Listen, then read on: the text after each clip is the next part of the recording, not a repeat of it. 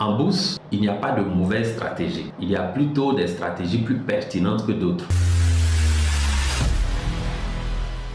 L'une des stratégies que la plupart de vos conseillers financiers ont tendance à vous conseiller, c'est de vendre vos actions qui sont beaucoup montées et de conserver celles qui ont beaucoup baissé. Et même de renforcer ces dernières qui ont beaucoup baissé. Mais moi, dans ma stratégie, je préfère faire le contraire de cette prescription-là. C'est-à-dire que si j'ai 10 sociétés dans mon portefeuille bourse, que 7 montent et que 3 baissent, je préfère vendre les 3 sociétés qui baissent, utiliser cet argent pour renforcer les 7 autres sociétés qui sont en train de monter.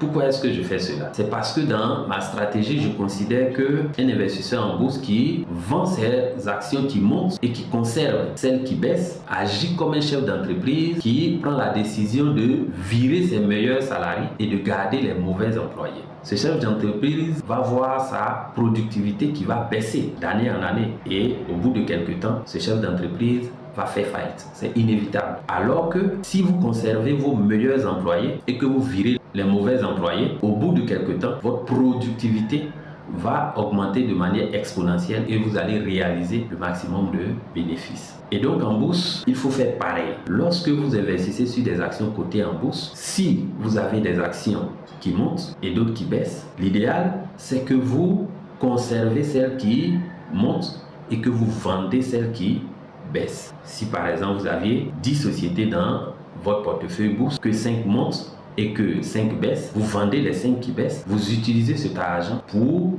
renforcer les 5 autres sociétés qui sont en train de monter.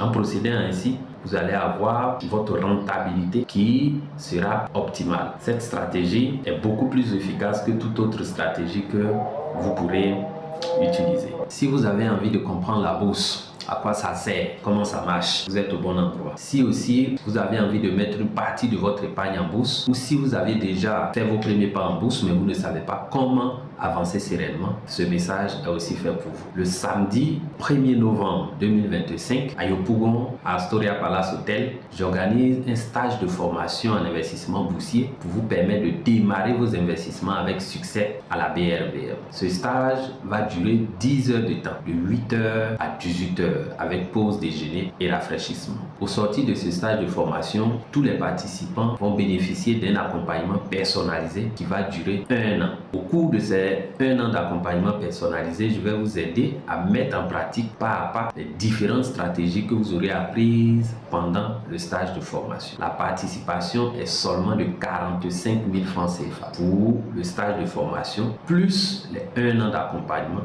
et tous les autres bonus. Les places sont aussi très limitées et donc dépêchez-vous pour réserver votre place en contactant CFA Bourse à travers les différents numéros qui s'affichent maintenant sur votre écran. À très bientôt.